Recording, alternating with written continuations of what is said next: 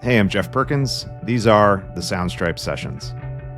This is a podcast about the space between inspiration and execution.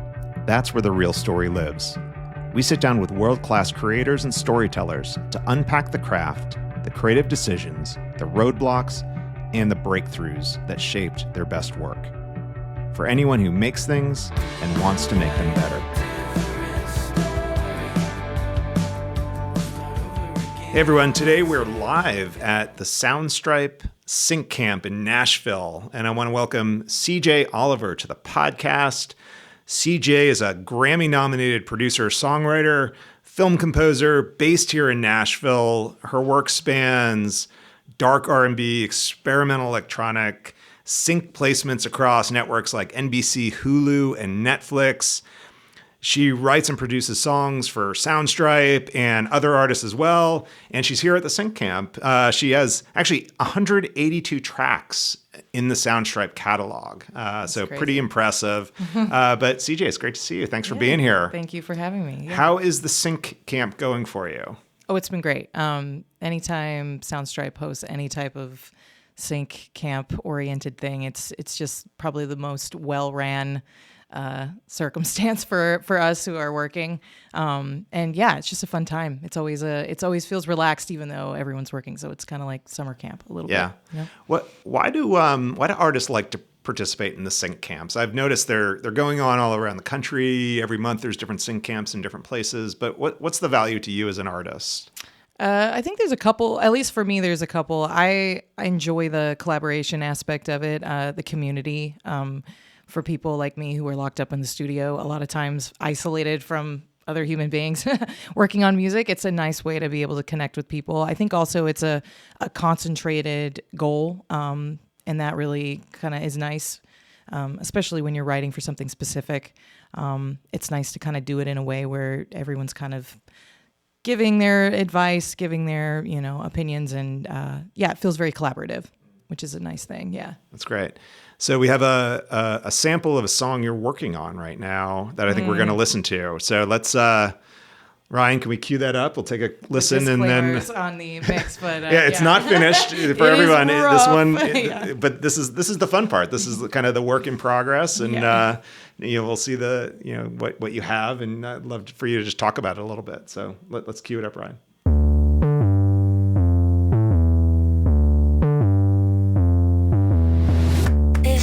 Busy running on a loop. Have to make another play, make another play, yeah. Clock ticking on the wall, time to move. About to start another day, yeah.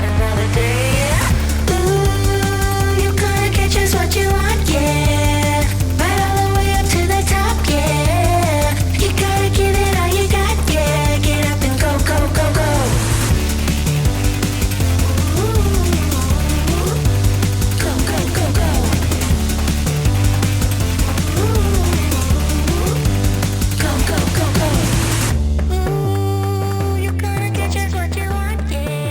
That's really good. It's fun. You've got a great vibe. So, tell us a little bit about kind of what inspired that song. Like, what are you trying to do with that? Obviously there was a lot of great references given to us, which is always great for a guideline of just like a starting point of vibe. But for me, I don't know. I'm really into like hyperpop and like drum and bass music. I feel like it's kind of coming back around, and it's hitting a pop space, which I really like. And I don't know, it feels upbeat, and it's kind of a little, like heavy, but still light at the same time. I don't know. I just got up super early in the morning and was hyped up on coffee, and I was like, yeah, this is kind of like this is what I feel like I need to do, So yeah, it's really just to get up and go. No pun intended. That feels like a high caffeine type song. Yeah, that was about 4 cups in. So that's awesome. And so you do a lot of stuff for sync, TV, movies, commercials. What kind of ad would you see that kind of song placed in? Ooh, anywhere from, I feel like something very like fast moving, as far as like it could be for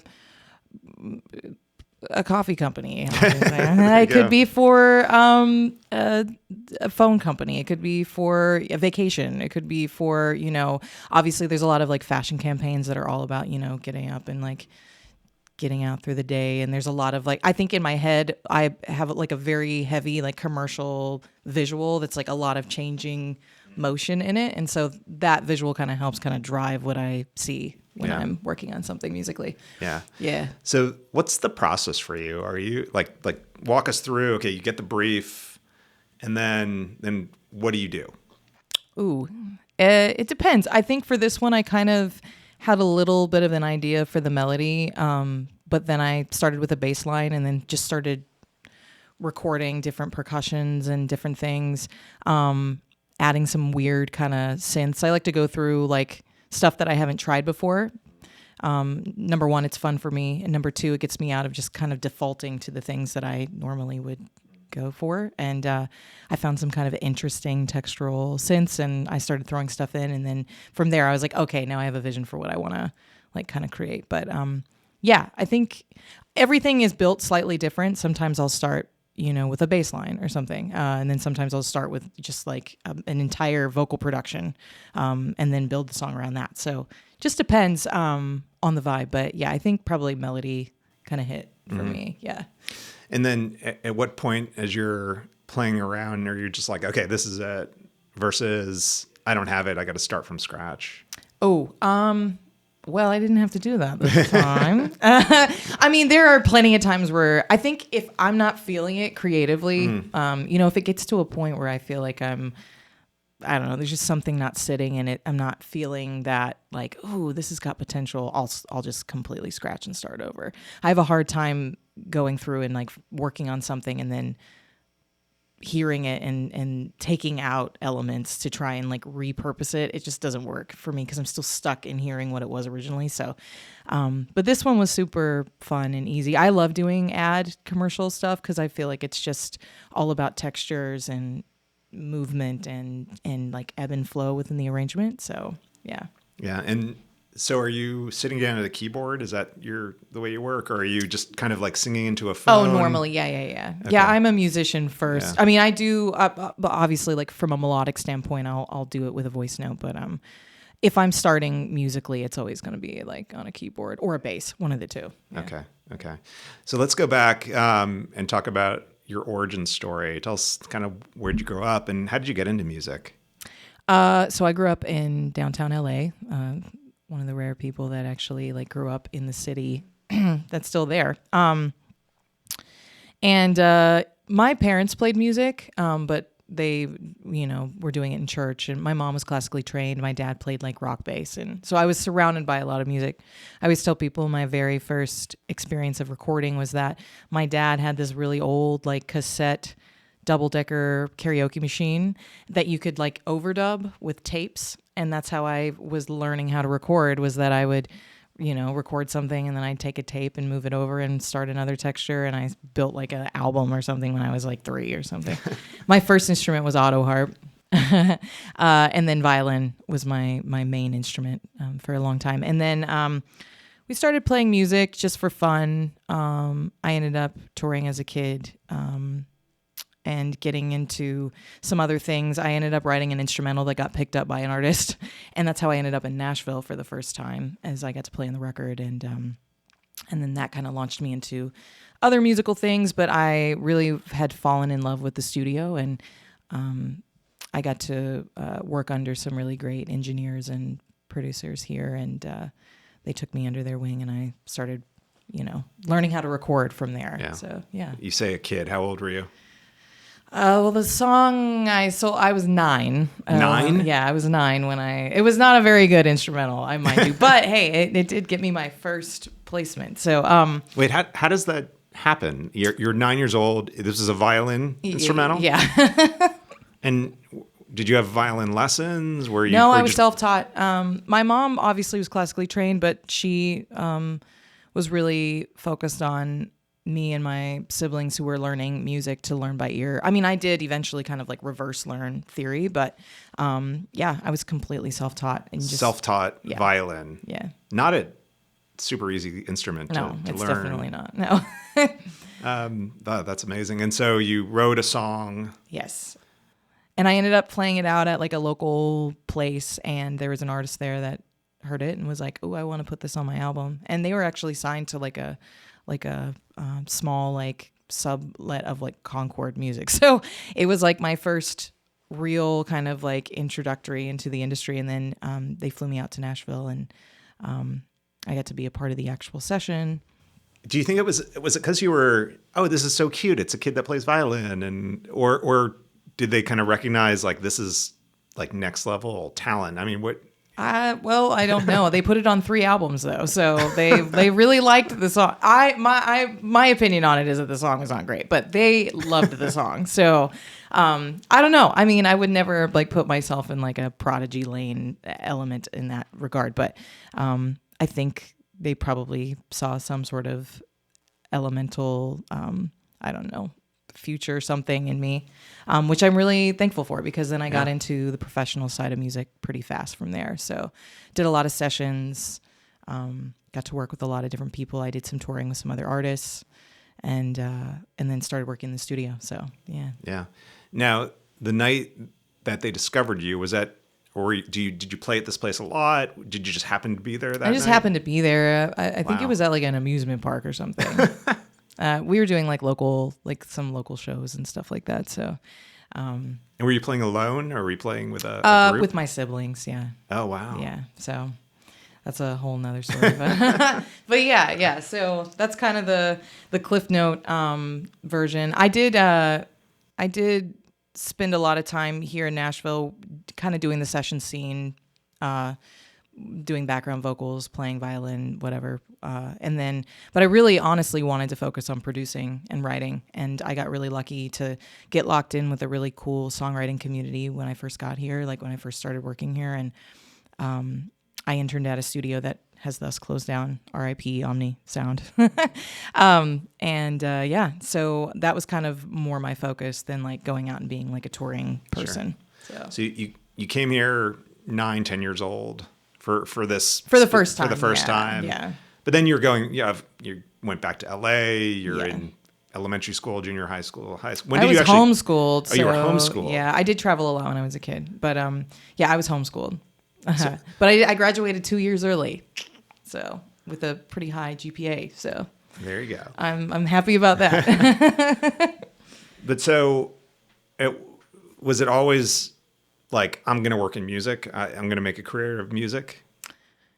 I don't think at the time I always had loved music. I think that was always something that kind of intuitively I wanted to do, but I just kept being, honored to have more and more opportunities pop up. And then it just kind of like, I've never done anything else. So I got really lucky that it just kind of showed up, and I think it picked me versus me picking it. Yeah. And maybe that's a good thing, Yeah.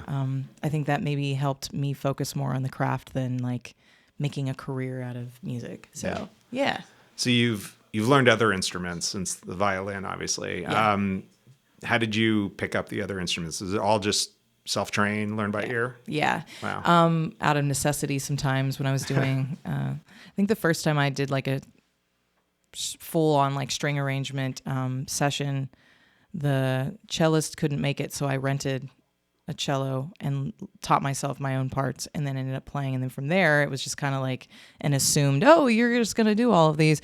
And then, bass is very similar to violin. They're all very similar. Piano, I grew up kind of playing just because my mom was a really great piano player. So, and then, percussional instruments or whatever else, you just kind of, I don't know. When you've been doing music long enough, you learn to kind of figure it out. Yeah. Yeah. No lessons though? No. Or never have had a lesson. No. Wow.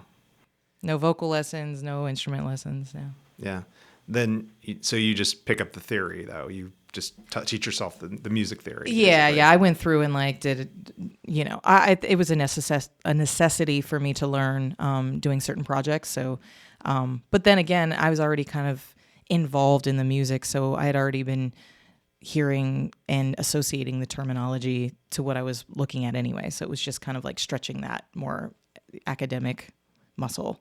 more regularly. Yeah. Yeah. So who are your musical influences? Ooh. I grew up with a really wide variety of musical tastes. Like my dad was super into, Alan Parsons Project and Frank Zappa. So I grew up on that side listening to that type of stuff. And then my mom was super into like Barbra Streisand, Michael Jackson, the Carpenters. So from that standpoint, that was a big influence. Celtic music was a huge influence. I grew up playing that as a kid. That's kind of what I started out in.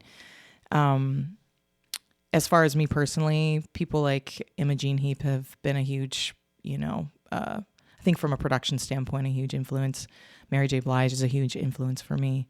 There's just, I have a very wide taste in music.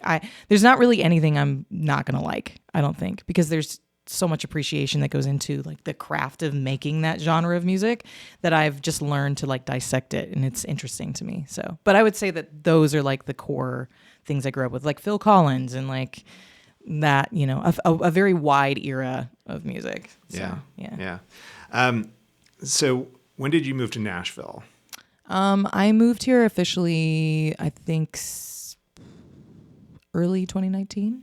Okay. Late 2018. Yeah. Yeah. And was that the point where you're just like, this is the career, this is the path, or it was even before that? I moved because I was out here all the time anyway. And so it kind of similarly, that's where I'm at right now, is that I was doing a lot already, and it just like commuting back and forth was not going to make any sense. So yeah, I ended up fully settling after many apartments, fully settling. And like I was also touring too, so I wasn't really in Nashville that much until COVID hit, and then it was like, obviously, and then I started doing more production work during that time anyway, so it was like a really great transition for me. So yeah, do you like touring?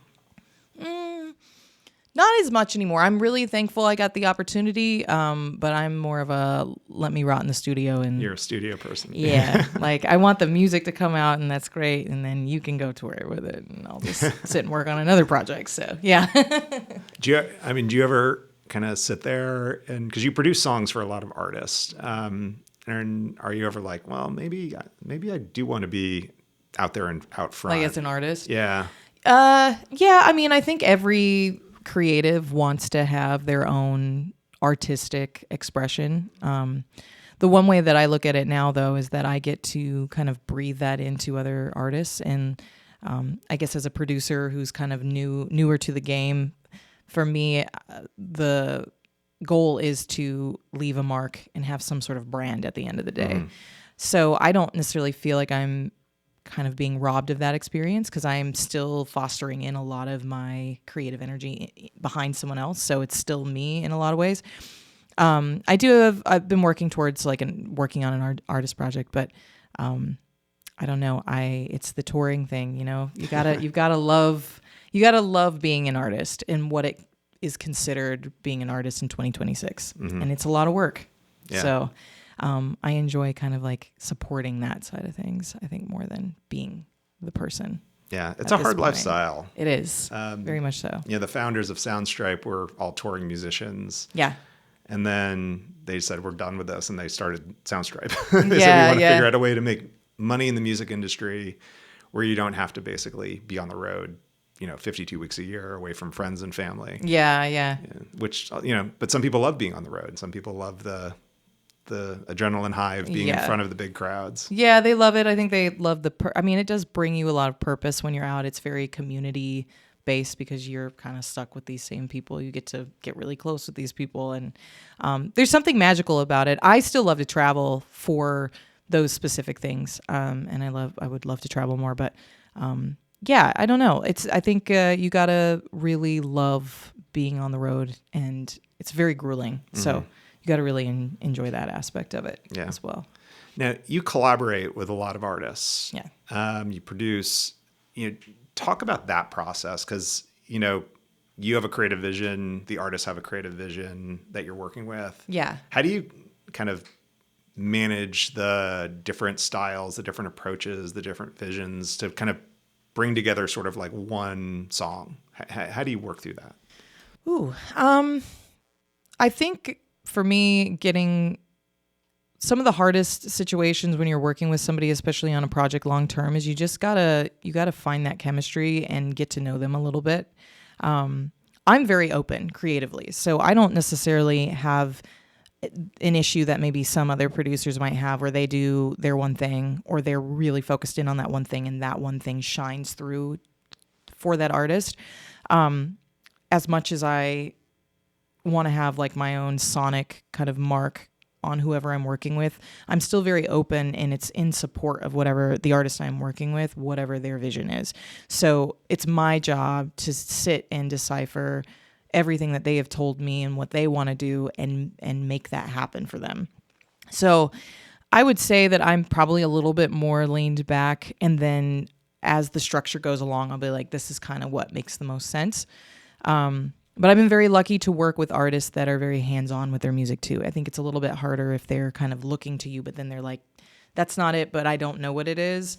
That's the hardest aspect. And I've been lucky that most of the artists that I work with have kind of a vision as well. And there's always going to be like a common thread amongst what I like and what they like, and we just find that middle ground and then go from there. But it can be challenging. Not every session is easy, but for the most part, I've been very lucky. So yeah, I mean, the chemistry's got to be really important. Do you find that you work with, like, once you find those artists that you have the good chemistry, you just end up working together? Like, yeah, you build your constantly? team, and I think that's kind of, for a long time, I think that there's been such a discussion about, like, you know, an artist using multiple different like teams on records, just to like have the variety or whatever. But I do think that there's a huge amount of value in growing, not just like, you know, creatively with people, but also like emotionally, that you're all on the same page. And once you get locked in on something good, you don't want to disrupt it. So obviously, if you want to bring certain people in for different textures and whatever, but it's I think it's really important, especially if they're a newer artist and they're still finding their sound, to not be straying around too much until you've kind of got a foundation for what you're wanting. But most of the artists that I really love, they have their core team, and it's like 2-3 people that they work with, and I don't know, there's something special about that. It makes it feel more intimate. Yeah. Music industry is really hard. Yeah. Like, there's just, I mean, you're in Nashville. Everyone's a musician. I was wearing my Soundstripe hat, and I was at like an ice cream shop near our office. And this guy's like, "Oh, you work at Soundstripe?" I was like, "I'm a musician." I was like, "And you're working at the ice cream shop?" No, nothing wrong with working at the ice cream shop, but it's just, it's so, like, generally you can't just make a living being a musician. Sometimes you have to kind of find, like, people are accountants, they're working at retail, and then they try to make it as a musician. At any point were you like, this is just too hard, I'm gonna go get my CPA and just be an accountant? I mean, no, I agree. It's definitely difficult. I think the motivation behind doing it, and I mean, who knows, 5 years from now, I could completely change my mind. We'll come back. But I think it's definitely something that you have to love enough to stick through all the nasty parts of it. And not to say that, like, there are people that aren't doing that and they're also having to support themselves in other ways. But, like, it is difficult. It's long hours. It's long days. Your relationships suffer. Your social life suffers. Your quality of life can suffer. Your health can suffer if you're not watching it. So it's definitely not for somebody who isn't prepared. I think it just has to do with what the motivation behind what you're trying to do and what you're doing within the music industry, and being kind of crafty on staying in the game when it's really difficult. For me, I have so many other things that are kind of extensions of what I'm doing right now that I want to get involved in, especially on the tech side, investing in, different companies and hopefully being able to develop some of my own software for different things that I'm working on. But, yeah, I mean, there's always going to be curiosity, I think, in other things. But for me, my love of music is just so heavy that I'll go down with the ship, I guess. You're all in. I am fully in, yeah. Well, I think what's unique about you compared to other musicians we've talked to on the show is that, I mean, you got a shot so young. And that seems to have been the thing that really propelled you. What a lot of the artists say, they didn't get that break, but it was just a grind. And, you know, playing at night, finding sessions, and then waiting tables or working odd jobs until you get enough of a network that you can actually build. But it sounds like you actually, I mean, to have been discovered so young is just, it's... Well, I kind of fought with a completely different situation because I had to get out of being known as like the little girl who played the violin when I was going to production, because people get so hung up on that it becomes like a pigeonholed identity. Yeah. I had to literally fall off the face of the earth. And I did work a normal job for a hot second because I was refusing to go do it so I could build up a production portfolio so people would just pay attention to that instead. And I would walk into meetings and I wouldn't say anything about anything previous. And I would just be like, is this good? Let me know. Yeah. And that was more of like breaking in an identity thing. But I mean, I had to kind of start over in a way because doing what I was doing when I was a child to what I'm doing now is just so completely opposite in a lot of ways. And it's hard for people to kind of wrap their heads around that a little bit. So I kind of had to resurrect myself in a completely different way. But it is, to your point, really difficult to find opportunities, especially in this era. I mean, now we've got a lot of resources that people can do it themselves independently, but it's still a full-time job and you don't get paid for a lot of that work. So, you got to get crafty with it is basically the only way that you can really stay in. And there's a lot of amazing artists that are popping up that have just been finding unique, creative ways to showcase who they are and fight through the noise. Yeah. There's so much going on in the music industry. Yeah. So now you have like a pretty diverse collection of songs in our catalog. Yeah. You kind of play under different monikers. The different monikers have different vibes, and it's like R&B, and then it's sort of like Americana, and then it's hip hop. Yeah. Talk a little bit about your range and, kind of what you try to do with all these different songs. It seems like you just like doing different kinds of music. Is that right? Yeah. I mean, I'm influenced by a lot. I would say that for the majority of what I work on, I'm very much in the R&B hip hop space most of the time. Yeah. Or like kind of like the indie kind of Tame Impala kind of vibe stuff. That's where I usually am in the most with the artists I work with and the projects I end up, working on. I think I always found it interesting, like working for Soundstripe, because they always threw me a curveball, and it was a good challenge for me to understand like sonically what goes into that. And I have like I said, I have a vast, love for different styles of music. It was a great way for me to exercise a muscle that normally isn't there, and it only, I feel like, helped me in other areas. So understanding what goes into the drum production in one genre versus another, and texturally how you sing, the melody, the top lines on top of the textures.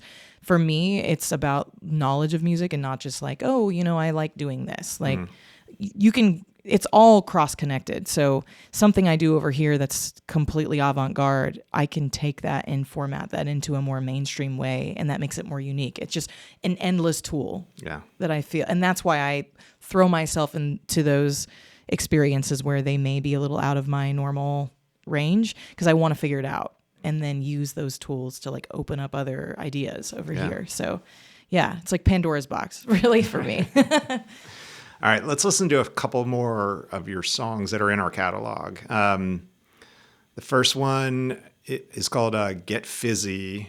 It's actually, it's your, of the 180 plus songs, it's your number one downloaded song from our catalog. Crazy. So let's, I think it's older. I think it's probably 5 to 10 years old at this point. Yeah. But let's listen to that quickly.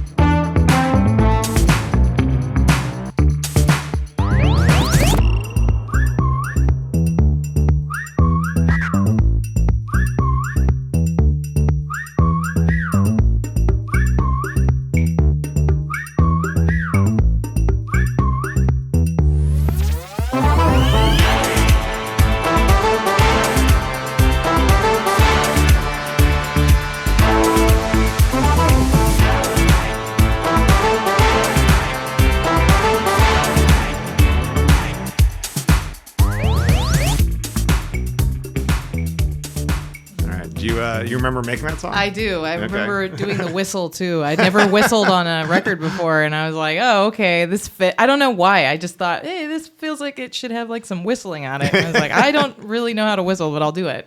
So, and yet again, another tool in the toolbox, I guess. Yeah. I mean, do you remember what kind of inspired that song, or what you were thinking as you were making it? I don't know. I think because it was like one of the first things that I did for Soundstripe, I really just wanted to make something that was on the mark. I think at the time when I was sent the brief, it was very much like a test of like, hey, we're going to stay here in the middle of the road and like get to something that's very ad friendly. Yeah. And I really wanted to work on something like that because I'd been working on a lot of cinematic trailer stuff. And so I was like, yeah, I'm just going to keep it light and fun. And I had listened to a few references or whatever, but yeah, I think that was kind of the goal. Yeah. More so than anything. Yeah, I hear that and I was like, yeah, I see an ad where someone's like bopping around the city and, drinking a Coke or it's kind of just happy fun. Could be used in a lot of different ads. That's great. Well, let's play one more, and this is a newer song. I got you, and you got me. We're just one big family, yeah. Oh, you just get it, yeah. Oh, you just get it, get it. I got you, and you got me, and we're just one big family. Oh, you just get it. Oh, you just get it.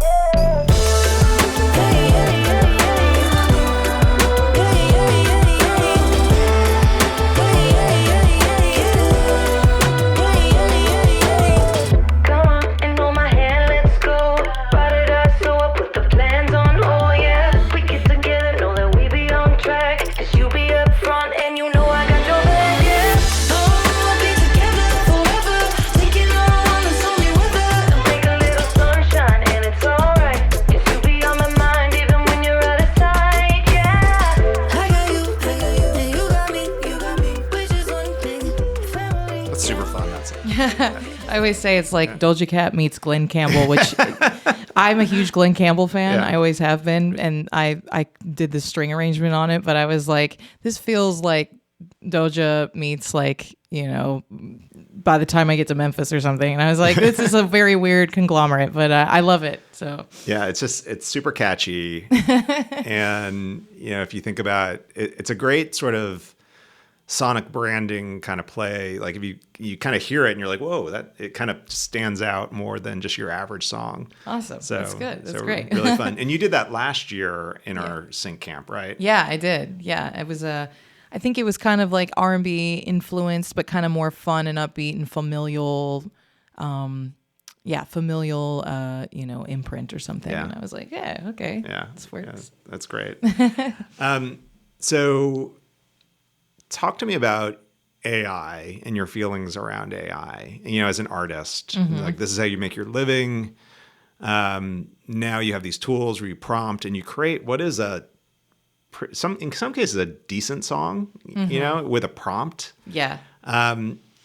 You have like worked your whole career. You've learned to craft. You've figured out how to make great music. And then this tool comes in. It basically is like, oh, yeah. It does it with a prompt. How does that? I mean, give me your take on that. How does that kind of feel that there's these tools out there now? I mean, I have a very mixed feelings on AI in general being used in a creative space. I think if it's done in a way where it's not being abused, and I get why certain people, like if you're a songwriter and you're really just trying to get a pitch out, it makes complete sense to, throw something in. Personally, I'm not threatened by it because, 1 second versus 10 seconds, I can work pretty fast. I will say that like the quality issue is a problem for me. I can tell when something is AI just because sonically there's just something off about it. So I don't necessarily use it in my workflow at all. I've worked with other producers that do, and they use it for a wide variety of reasons, and no problem with that if they want to include it in their workflow. But I have not done it, and I think because there is such a pushback on it, and also just the laws, all of this, the copyright stuff in place, I really just didn't want to implement something that became a crutch before I really knew what was going to be, how it was going to be implemented in the future. And, I think for me also too, and again, this is just my own personal opinion, but I'm new as a producer. I want to make waves as my own sound, and I don't want it to get my reputation to get tainted just solely off of the bad reputation that like AI at this point kind of has with people, especially the younger generation. Yeah. I don't want that affecting how I move in the world musically. I'd rather hold off and then see what it does and see how people adapt to it, and then see if it makes sense to use in my workflow. But I don't have an issue with it per se. I do think though that there is a lot of kinks that need to be figured out, especially when it comes to intellectual property, winning awards. Like there's a lot of questions that need to be answered. So yeah, and there was an article in Billboard a couple of weeks ago about Suno, and a lot of artists and producers are using Suno. Yeah, tons of them are. Yeah, but and I understand it could be a creative ideation partner. You're kind of playing around with some things. It could generate it, inspire ideas. Yeah, exactly. But one of the things they said in the article is that the artists are not taking the output and then using it in their songs. They're taking the output and then re-recording it with real instruments. But then to me, I was like, that's really dangerous, because now you're taking essentially stuff that was trained on IP. You're incorporating into your music. You're re-recording it. Yeah.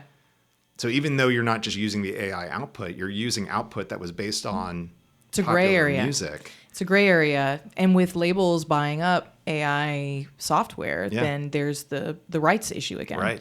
That's kind of why. And here's my thing. I'm very lucky that I'm able to be kind of a one-stop shop. There's a lot of producers, they don't sing, they don't really write, and there's a lot of writers that don't produce.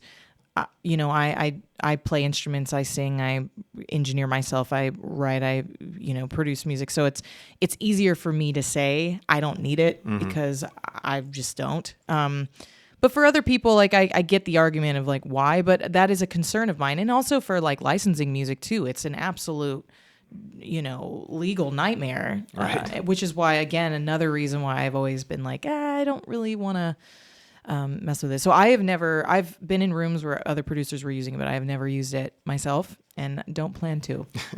So if that answers your question. Yeah. Well, I think, we're on the same page. Like Soundstripe, 100% human-made music. Everything is, we actually, there are tools now that will run your library through a checker, and they check our library, and it's like, 100% human-made. Yeah. And, we have the kind of artists like you that contribute that you're doing it with, you're not using AI as part of the process. Right. And that's really important to us. But, so now that Spotify just announced that they're actually labeling music as like AI generated versus non-AI generated. And I think that's great. That's like a very... Transparency needs to be there for sure. It has to be there, because I think everything I've seen from a research perspective, that if people know it's AI generated, they will not listen. They will opt out of it. Yep. But now they don't know. But now with Spotify, it's going to be labeled, so they're going to know. And so I was really excited about this, so I posted about it on social media. And then someone came in and they said, well, it doesn't tell you if the songwriter may have used AI to help with the lyrics.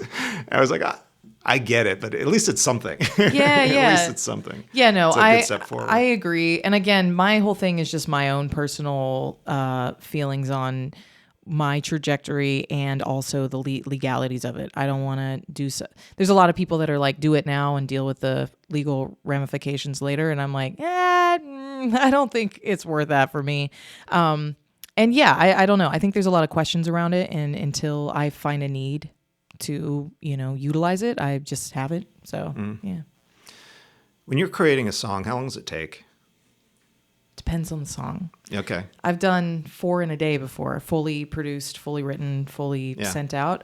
But if there are things that are more like repetitious or more instrumental based or like, dance forward or something. But if it's something that is a little bit more complex, I try to do, I can probably get a song like the thing that I sent in for the camp. I think it took me 2.5 hours, I think, just give or take, to get the full thing 2.5 down. hours, beginning to from idea to fully produced demo. Yeah. Okay. Yeah. But it just depends on the song. I'm also used to being in writing sessions where they're, 3 to 4 hours. You want to have something done by that point. If I'm just working with myself, it's a lot faster because I'm not having to like cross check with other people about ideas. I'm just kind of like rolling with my own brain. So it's a little easier. But yeah, I try to work pretty quickly. Yeah. Overall. Do you find that's normal? Like most artists like you or work that fast? I don't know. It seems very fast to me. I don't know. It also depends on the project. There's plenty of like records that I've worked on where they take days to complete because there's just so many things going on, lots of vocal layers and lots of different like twists and turns that the song is taking, and you've got to be meticulous with it. I would say, especially for ad music, I feel like it's a little bit easier. If it's something a little bit more avant-garde, it usually will take me a little bit longer. But I don't know. I think everyone works differently. I sometimes feel like I'm slow. I've worked with producers where, within an hour, they've got something down at like a minute and a half that sounds like a full, complete thing. And I'm like, okay. Do you feel like it's kind of a flow thing where once you're kind of into the groove of composing, playing, singing, that you just have to get it done? Or do you have to put it down and come back to it? There is moments where there is that. Because sometimes you'll just be sitting there trying to force something to happen and you can't.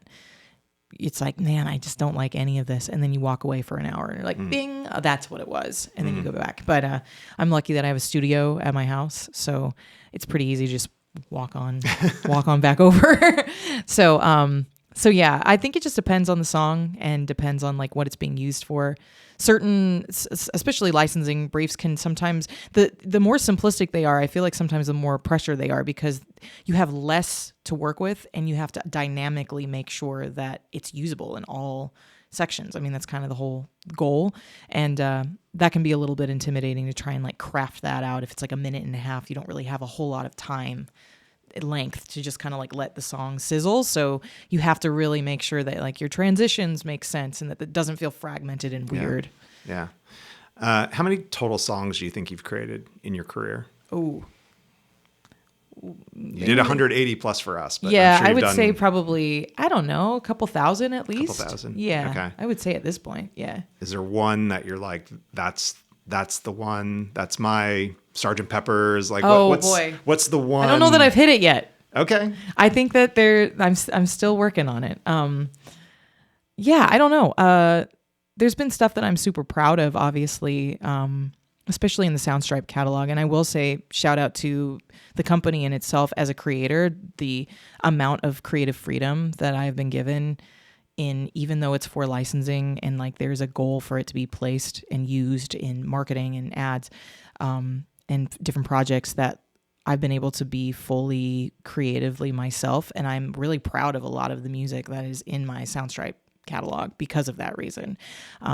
And sometimes when you're working on things that are for marketing or whatever, you don't get to have a lot of sonic imprint on it because it's really just kind of like you emulating a particular type of goal or parameter. But with Soundstripe, it's been amazing because there's just so many songs that I'm like super proud of, like as an artist, that I'm like, hey, I've got these songs, I don't know. I mean, for me personally, Set the Pace was a really important one for me. But there's 180 of them and I can't remember them all. Or it doesn't have to be in our catalog. But I either. mean, any I song would you say worked on. the biggest majority of them were probably going to be in the Soundstripe catalog. That's awesome. What advice do you have for young artists that are coming up and that want to do what you're doing? Ooh. Be okay with failing publicly. Not always being the best in the room. As a matter of fact, you don't want to be the best in the room ever. You don't grow that way. And just, I don't know, make sure if your heart is in the right way, like space as far as like why you're doing music, I think that's kind of the biggest thing. If you're doing it for distraction or you want to, for attention or whatever, it's going to be a lot harder to stay in it the way that you want to because it's sometimes just not fulfilling in certain areas. There's going to be moments where it's just going to feel like, what am I doing? Endurance, I would say, just your heart being in the right place, you having endurance and being willing to learn and grow and just take as many opportunities as you can. Don't turn anything down that because you feel uncomfortable. I've learned so much on the job. I've learned how to produce by being in rooms where I was forced to be pushing buttons and, learning instruments on the fly for sessions. And, there's just a lot that goes into it, and just don't be afraid to get into something that you're not 100% perfect at. Be willing to fail in that regard. So, yeah. If kind of a similar question, I want to ask, how old are you now? I'm 30. You're 30. Okay. Because I asked this question to a lot of people, but you're very young. So it's like, I was like, what would you say to the 18-year-old? Oh, yeah. you? Yeah. But I'm going to ask you, like, what would you say to yourself when you were really young and you were first getting into music? Because you got in at a very young age. What advice would you give to the younger CJ around, like, based on what you've learned having a career in music? Don't be such a perfectionist. I think I held myself back from certain opportunities and certain things because of my social anxiety and constantly in a need to be in a light of perfection always. In a way, it's really good because it's always scanning to get better. But I will say that, like, getting no's or like needing notes or needing to get better at something, it used to hit me so hard of like, I'm not good enough. Like, why am I not good enough yet? Because I just would be, obsessive about making sure that I was like the best that I could possibly be. And I've kind of relaxed out of that because half of it's opinion. And then the other half is just like, you can only do what you can do. And as long as you're willing to constantly learn and get better, you're always going to naturally get better without you having to micromanage it. So, yeah, I mean, I spent a lot of time not wanting to be seen in anything that wasn't 100%, the way it should be. And that got me stuck a little bit because I would turn down opportunities because I felt like I wasn't prepared. And I would rather not fail than fail and look ridiculous. And then that like hit my, my self-confidence. So, if you are going into something you don't know what you're doing, just go ahead and do it. Don't get hung up on it. Don't be a perfectionist in that regard. You're going to get better the longer you're in it. So, and you're going to see that too once you zoom out. So, yeah. That's great advice. Great advice. CJ, it was great to chat with you. Thanks for being here. Thanks for all your contributions to Soundstripe over the years too. Absolutely. Really appreciate it. We hope you enjoyed this episode. Remember to like and subscribe to Soundstripe sessions on your favorite podcast platform, and we will see you next time. Soundstripe is the leading music licensing platform, offering the highest quality music produced by award-winning artists and innovative tools to find the perfect song for your project. Soundstripe has over 100,000 audio tracks along with sound effects and video assets. We provide comprehensive licensing coverage, whether it's a broadcast TV spot, social media video, or podcast. Soundstripe helps turn an average video into an unforgettable story. Learn more and sign up for a free account at soundstripe.com.